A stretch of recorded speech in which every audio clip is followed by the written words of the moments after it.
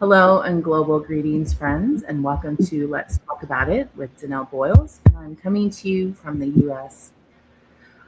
We are welcoming today Charles. Charles is a very special person to me. He has been in and out of my personal and professional life for a while.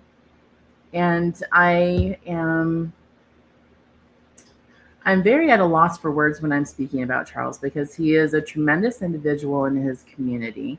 He comes from Africa and he is part of and I was just speaking to him. I always say this incorrectly. And he's part of one of the largest African refugee camps and is such an inspiration to the poetic society, being an author and an inspiration in the arts.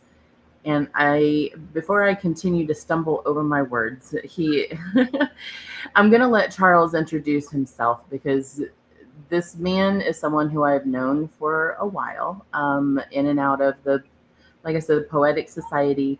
He has so much experience in the humanitarian side of life. And so I really wanted to get today a point of view from his experiences on the human side. We always see things from a different perspective of where we look at them from different points of view of humanity. And so I'm going to turn the floor over to Charles and let him introduce himself and give us a little bit of his background so that you all can better understand like where our conversation is coming from today. Charles, it is such a pleasure to have you join me for this conversation today on Let's Talk About It. I have wanted to get back in touch with you for a while now. We have been in and out of each other's lives through poetry and humanitarian work, which is how we initially met, was through a refugee platform for authors and poetic writers. So please, let's have a formal or a little bit more personal introduction from you on your behalf, Charles. Welcome to Let's Talk About It. Yeah, thank you very much, Danelle Boyles, and I'm really pleased to be given a space, to come and share. This is actually not new thing, but Oh no. it's very special to me. Yeah, very special. So my name is Charles Lipanda Mahigwe, and I was born in Democratic Republic of Congo, just in a village known as Renena. And I have a very little knowledge about my childhood because it's so scary, so scary. But I just thank God that I had to reach here because when I was born just I'm not sure, because I never knew the face of my father. So I never knew when he was dead. Yeah, when he passed away, actually, I don't know. But what I know is just that a little bit of face of my mother that died 5 years later, after I was born. That's what I know. So,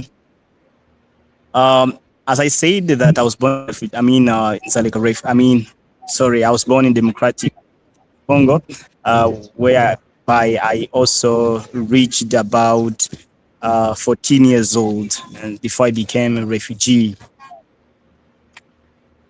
So So you were before I very young. became before I became a refugee, and Mhm. let me bring a pen. Before I became a refugee, so I was about 14 years old, Mhm. and it was about 2019. Because in Zaleka, in Democratic Republic of Congo, I'm so used to Zaleka refugee camp. I don't know. I'm talking about my homeland, so Zaleka refugee camp is coming to me. So in my homeland, which is Democratic Republic of Congo, there are so many wars that erupted. Since I was a child, even before me, because about 30 years. The war has been there. We can't really understand uh, the main force is either external or either internal. And as I grew up, I just understand that one day I would have become somebody. Despite that, I was raised as an orphan. Of course, I wasn't raised in an orphanage, but I was just raised by my sister, who was also very young and she got pregnant at also a young age. So I was raised by her. So I also witnessed the what we call women violence, and also, so as she was a child with a pregnancy.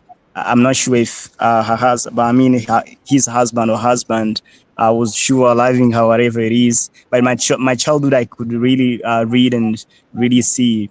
But I hoped to know what really can really happen in the future. So I had to work hard in my school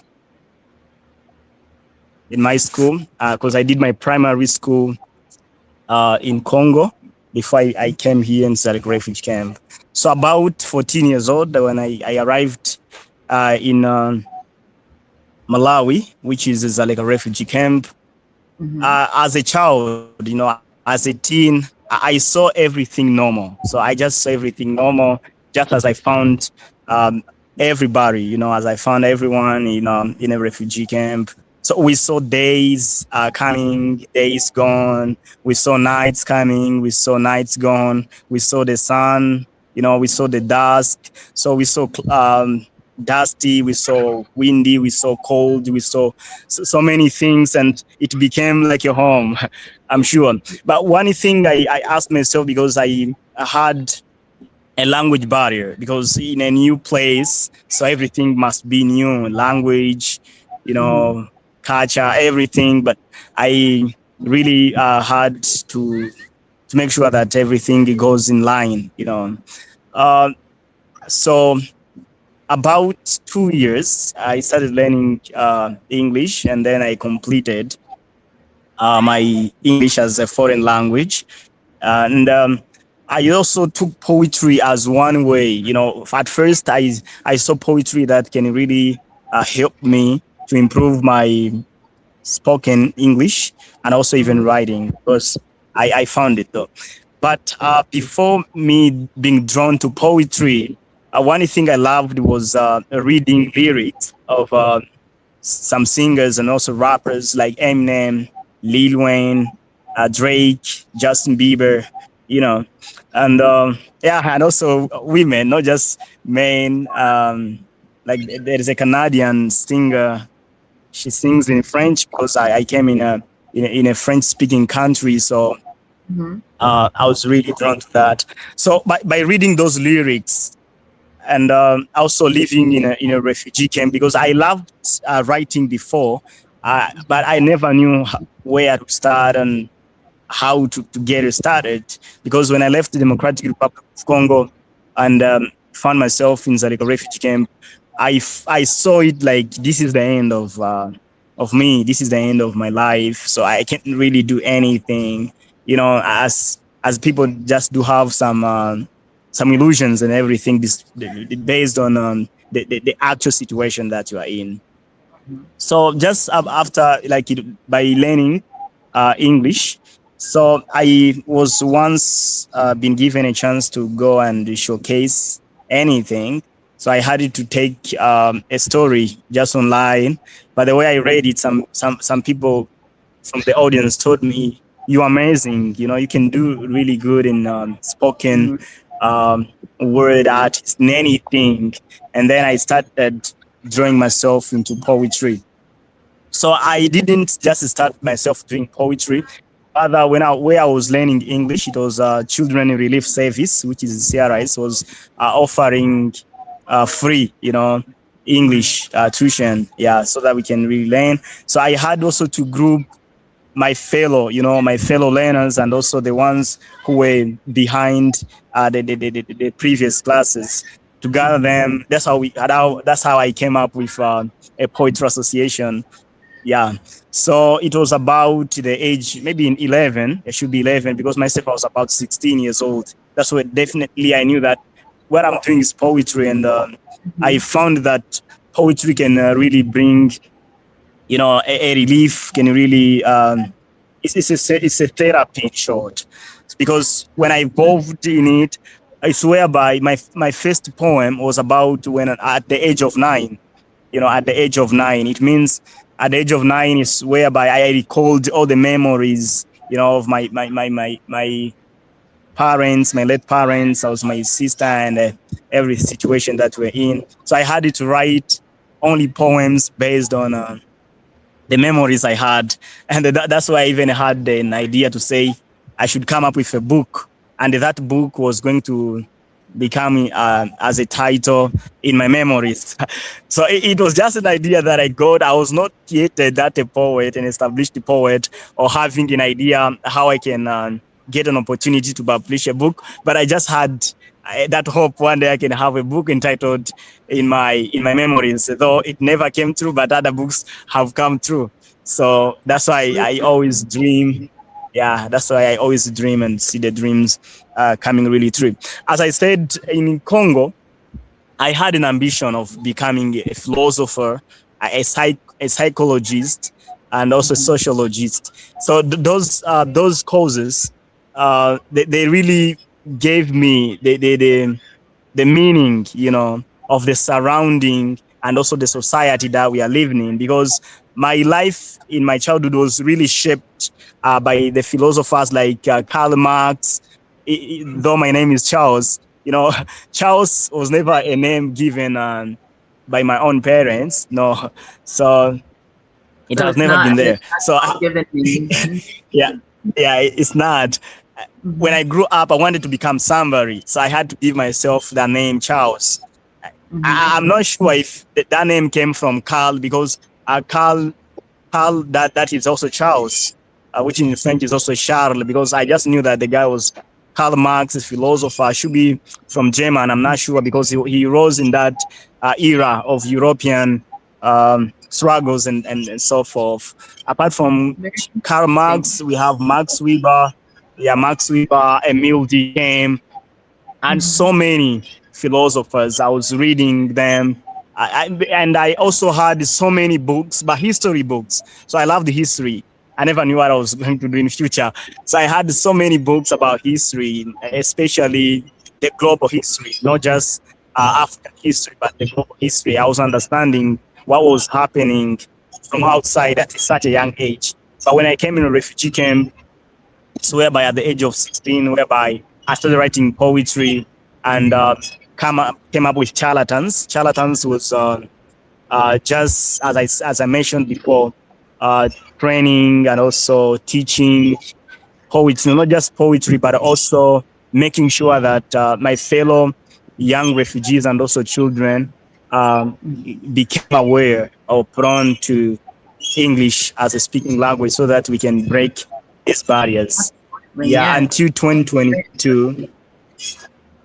Yeah, and until 2022, whereby my colleagues, all the poets in Salika refugee camp, and I sat down and decided to come up with African youth artistic poetry, whereby you and I made in one of a feature from late James and others. That was the first time for African youth artistic poetry to be taken outside the stage, especially in Canada. And so many people, so what is happening inside the refugee camp? Of course, we have been doing a lot. There's so many talents in a refugee camp, but you can't really see, because we are in a system designed to be dependent, just to be dependent. Yet we have hands, we have everything that we could. The reason why my poetry is based on advocacy, since my desire was uprooted from philosophy, because we are not just criticizing the system that is already there. No, because if you are just criticizing, what I always believe is that if you are criticizing, it's like you are igniting a fire that you can't really stop. Rather, we are trying to show that, this is system, yes, we know it, but it can be given a chance and be changed. Absolutely. And change is good, and but sometimes it happens slowly, and and when it happens more slowly, then it's a little more sustainable, and and change holds whenever it's done slowly. So tell me, Yeah. So you have been in the refugee camp since you were 14 years old? I've been in a refugee camp for almost 8 years. I came, I was about 14. I was about 14, just a teenager. I was Yeah, about you were 14 very years young. old, you know. Yeah, very young indeed. As I mentioned, everything was just believed to be as it is, you know, until until poetry became such powerful tool used by children, you know, not by intellectuals. No, because I've never been to university, because I just finished my high school 2 years ago in 2024, and we just saw that poetry is something that does not need a PhD, a degree, whatever cost, whatever cost. It is But something poetry that just lives needs inside you, you. yeah, from your heart. I do, and going back to, that is how we originally met, was through the association Yeah, that you created, and we had began on a platform, of expression and support for youth and individuals who are learning to express themselves and their life experiences through writing, and yeah. being familiar with your writing. And actually, do you have a piece that you would like to recite for us, or something that you have that or remember just off the top of your head that you would like to share while we're on today? If not, Yeah, that's okay. just wanted to We share shared. about my book, and then I'm going to recite a poem. Okay, we would Actually, really appreciate that. from Salika Refugee Camp, we have so far managed to publish this book, which is Being Refugee Wasn't a Choice. But before this, there, there was a book that was published almost in 2022, 2023. Yeah, so I co-authored it with Salvador Capbig. Also was also a resident in the refugee camp, but he got resettled. Should be in 2022 in the USA. Yeah, so the guy has really helped. Yeah, he has really helped also in terms of getting the first poems Mm-hmm. of us being published, and also go across. But Being Refugee Wasn't a Choice was published in South Africa by Writing Eden. Writing Eden is a publishing house in South Africa, owned by Nora. Yeah, Nora Salam. Mm-hmm. And also, I work as the head of African Youth Ambassadors. Yeah. So I'm Yeah. going to recite one poem. Yeah, one Please poem do. from this. I welcome you to Yeah, one recite one poem. or two, But before, two if yes, you like. but before, You have a wonderful yeah, reading voice too. yes. But before I recite one of my poems, Mm-hmm. I was just going through this book, and then I found a poem of Kiana Marx. Mm-hmm. He's an American citizen. He's in USA. Because this book, it does not only have poems from Zalka Refugee Camp, no, it comprises poems from, across the globe. Yeah, Mm-hmm. so it's a Is very it short a poem, and here goes. contribution to the refugee camp Q, then, Q, from all Q, different writers? yeah, so from Mm-hmm. refugee camps, all the poems are from the refugee camps and also outside refugee camps. Yeah, Very nice. because we share one thing, which is humanity, and so Yeah, I'm going to, we share one thing, which is it's a humanity. So I'm beautiful going to thing, recite to this have poem support. by Q Imagine. Yeah. Yes, thank you. Please do. So humanity. Humanity is a gift. Gift to everyone feeling a rift. A rift in the streets where dogs howl for food. Food and shelter and a good attitude. Attitude speaks volumes about men. Men who came from a woman with a plan to carry out ideas and dreams, dreams that bleed for people. It seems to me that we owe a lot to humanity. Humanity cries for evolution to see that life is nothing but a mirage. A mirage is something that The mind finds odd. Odd thoughts seem to plague memory. Memory says that we were nothing but fantasy. Fantasy is nothing but a dream of light, of knowing the cream. Thank you. That was the piece. I love that. That's very, it gives you kind of a fleeting understanding of, like what it is to look from the inside of the mind of an individual that feels the desire to want more, but this is their life that they're encapsulated in. So, and Yeah. do you feel that way? Kind of like it's difficult to idealize about leaving the refugee camp? Do you ever think about moving outside of the camp, or is this just your home, your community, and this is where you want to stay? Excuse me, would you come back? Oh yes, no, sorry. So the poem relates to the idealization of like the refugee camp is your home, but you fantasize or idealize moving outside of yourself that is in the refugee camp. Is the Yes. community your forever home, or do you have the inspiration to want to move outside of the camp at some point in your life? Yeah. So actually, as even my one of my stories, because that got me one of world storytelling championship that took place in India. It states that home is everywhere. Yes. Home is everywhere. You know, it's a good question actually. That whoever who resides in a refugee camp, if you ask, uh, would you like to be here forever, or do you want to go out? Even a child, I tell you, even a child who starts a kindergarten who tell you the aspirations, I should go out of the camp. So I also had that aspirations, but Mhm. until I came to discover poetry and also story writing and so forth, of which I said everywhere is a home. Because when you're in a refugee camp, you're going to agree with me that there's so many things are happening whereby you come and then it's like this is the end.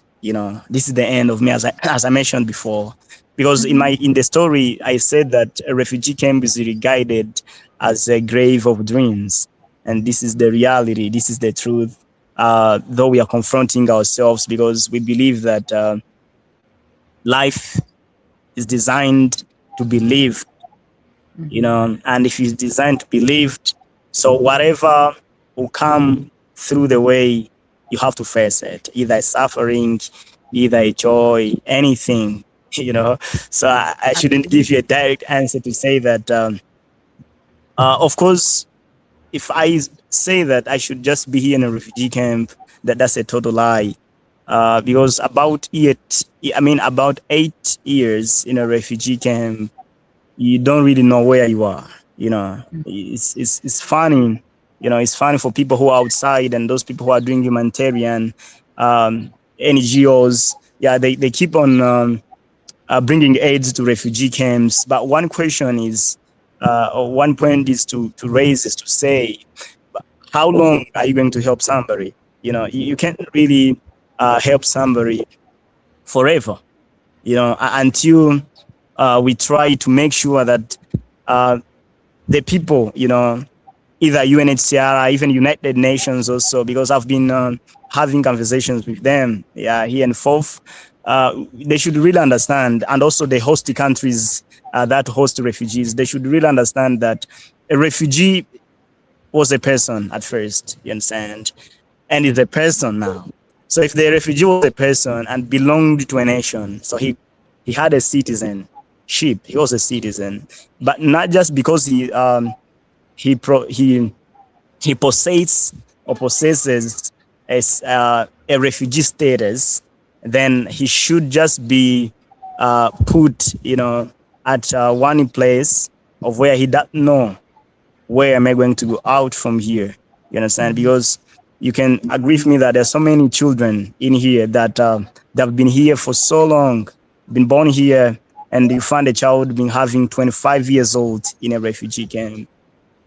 No primary school, no secondary school, because we only have a few blocks, of education. So that child was he born to become a thug? Was he born to become a stealer or whatever it is? That child was not born for that reason. That's why the humanity, I really see it as something that by doing poetry, we keep on advocating, not just for change, because change has been there, because there is no change that is made from outside instead of within. Yeah. That Is it a pretty peaceful community where you live in Deslika? Yeah, it's like a refugee camp is it's a peaceful community. I should mention that it's a peaceful community, but the problem is it's a refugee camp. You understand what I'm talking about? A refugee camp, it's like they have left you in a shelter. No, I should not mention a shelter. It's like you leave a child, you leave your own daughter in a house, and then you go for work for about 10 hours. A daughter maybe of 5 years. You left no water there. You left nothing to eat. Do you expect when you come back to find that daughter, when you open the door, to be opening her arms, welcome, mom, welcome, mom? That. Yeah. So you find there's a lot of separation that happens like within the family because of the responsibilities that needs to be taken. Yeah. Because I have experience with other individuals that have like grown and have lived and been in refugee communities for like long term. One specifically is Rohingya that's in Bangladesh, and it's some areas. It's also a very huge community. I believe your community is a little bit on the smaller side because there's multiple refugee communities around you.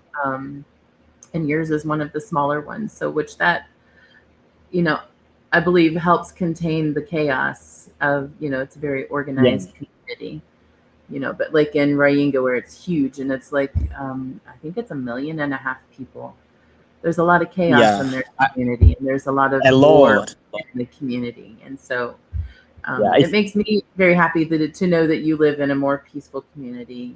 You would hope that when individuals band together to create these kinds of developments, that it can be one of peace and, bringing humanity to the situation and circumstances. If I should also add. Yeah, go right ahead.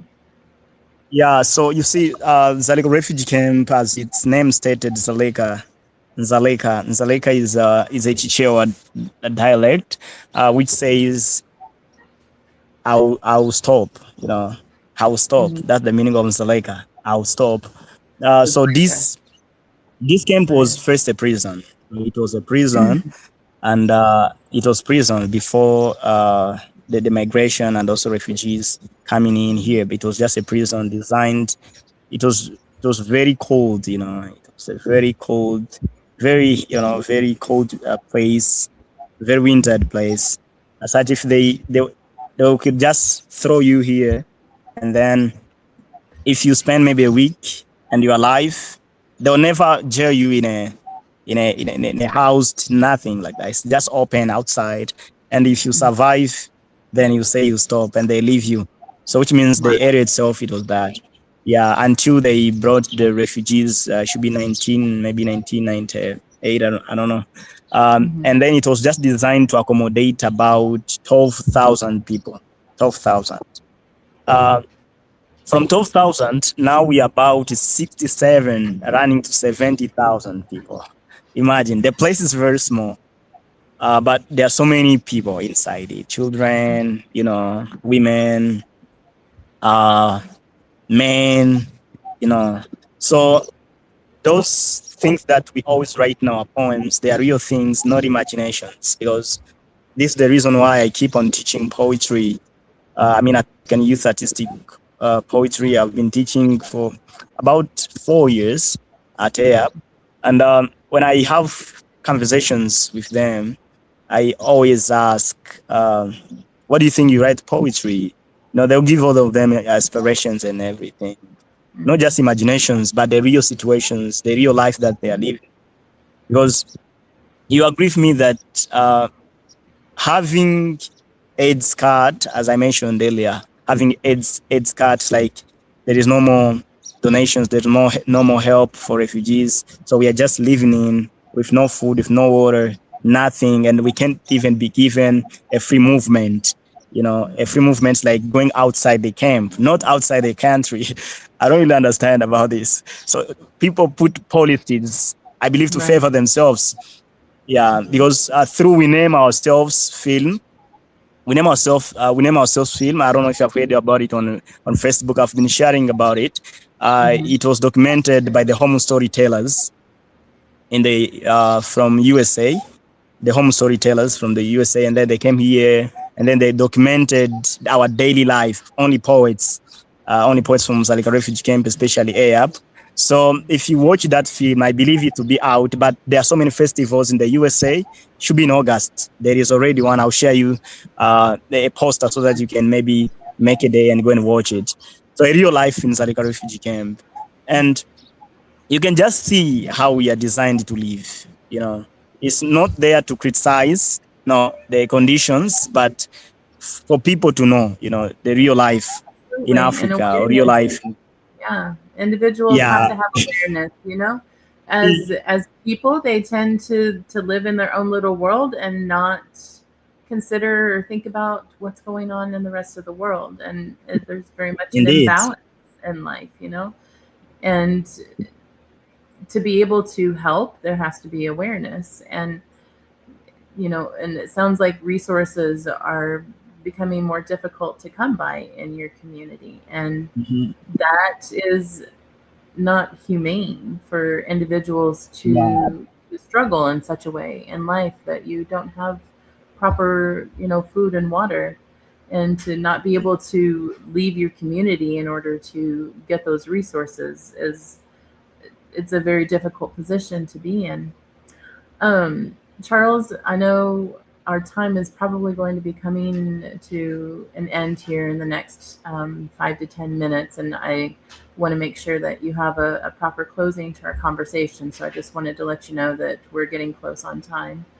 But so if anyone wants to reach out to you about your authorship, your writings, information about the organizations that you run and that you're involved in, I've included all of your links in the post, and I will also include your information in the post whenever I share this. So if individuals want to reach out to you, they can do so on those links that are provided, correct? That's very good. Okay. Yeah. So let's say that Charles has an opportunity to just give one message to the world, and being a bridge of this community and humanity. And let's have your final word on what you'd like to share with the world at the end of our conversation here. Yeah. So one thing that I can just leave quote should just say that in a world where I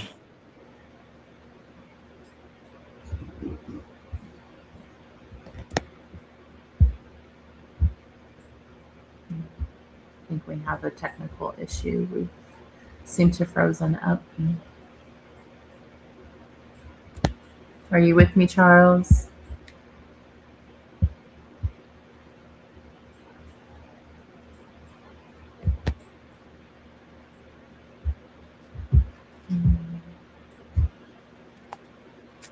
yeah, I just lost you. Nah, there you are. Welcome back. Yeah. So I was saying that in a world where we people ourselves create things that can destroy us again,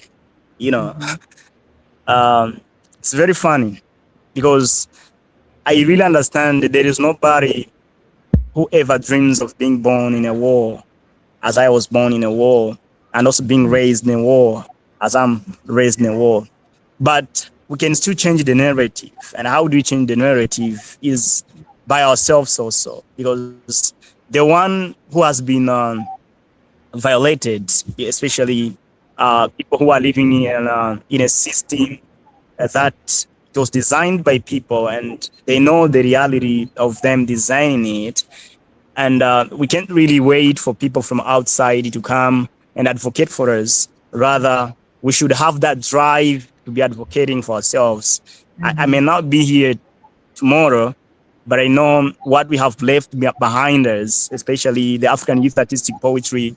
We have really left an aspiration, a seed that is growing in children. And they will use it tomorrow to say that there is a tool, there is another tool that we can really use in order to raise awareness on anything that can be happening. Yeah, because I'm also running a children relief, a children light, children light street. Yeah, it's the Street Light Children Association. So because in a refugee camp, there are so many children, both girls and boys, spending the whole night outside. You can cry if you see. Imagine a girl child, a boy child sleeping outside because either they don't have parents or either they have, but they have to be looking also for food for themselves by that age. But if we could have been given opportunity to go outside the camp, we are sure that we couldn't be depending, on humanitarian organizations, because believe me, what people get or what we get from either WFP or UNCR, it cannot even make it a week, but you have to aid it for a month, so that is. Thank you so much. Leaving a beautiful legacy, not just in your work, but in, your words. And, I send much love and prayers for your continued support and, for plentiful resources and doing what we can do from here in the U.S. Yeah. And with that, I thank you for the legacy that you're leaving behind. Thank you. Legacy is very important. Very important. Yeah. All right, Indeed. sir. I am going to close out our conversation now. I thank you so very much. Charles, and that's Charles Lipanda Mahigwe. I always say it incorrectly. Mahigwe. Yeah. He's an amazing individual, and I hope you take a moment to look into some of the resources that he has available. And as always, I thank you all for joining us, and I hope you take away some wonderful growth and expansion from our conversation today.